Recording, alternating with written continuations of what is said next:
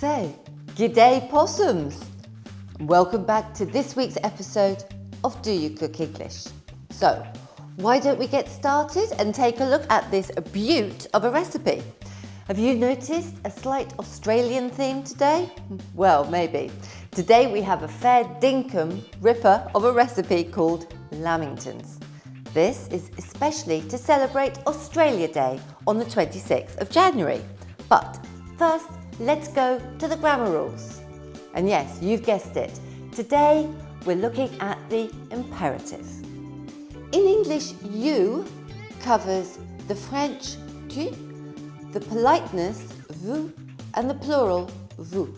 If you wish to put a sentence in English into the vous form, you must add the words please and thank you. For example, I received your email sent yesterday. That is in the tu form. Thank you for your email you sent yesterday. You're now in the vous form. Today we're looking at the imperatives. There are only two structures. We use this form a lot in general spoken English. For the tu and the vous, for the affirmation verb without to. For example, speak English, open the fridge, be careful. For the negation, we have don't plus the verb. For example, don't speak French, don't get burned. For the nous, plural, as in we, for the affirmation, we have let's plus the base verbal. For example, let's go to the kitchen, let's do it now. For the negation, we have let's not plus base verbal. For example, let's not go to this restaurant, or let's not do it now.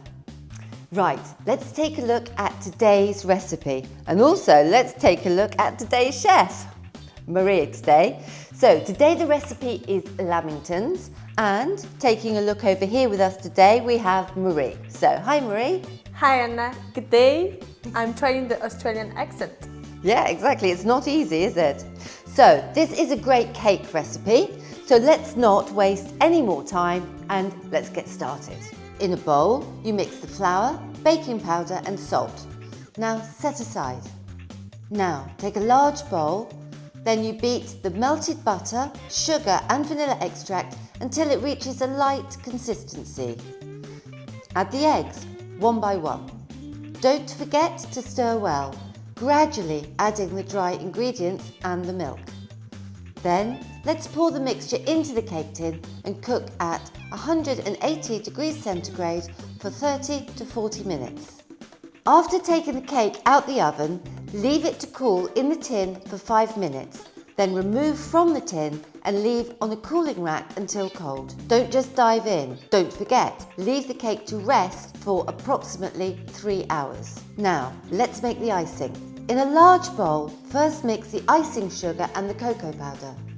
Now take a saucepan and heat the milk and the butter until the butter is completely melted. Next, add this to the sugar and the cocoa and beat well until you have a nice smooth icing. Now cut the cake into squares.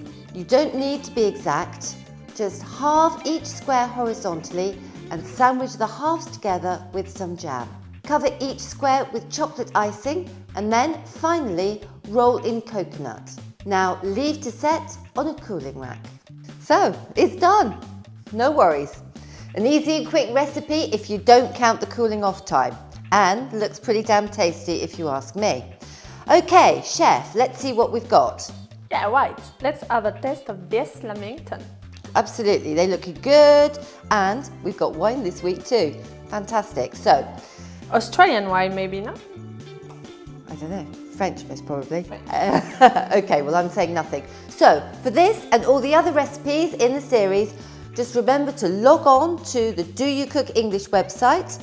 And meanwhile, until we see you again next week, cheers! Cheers!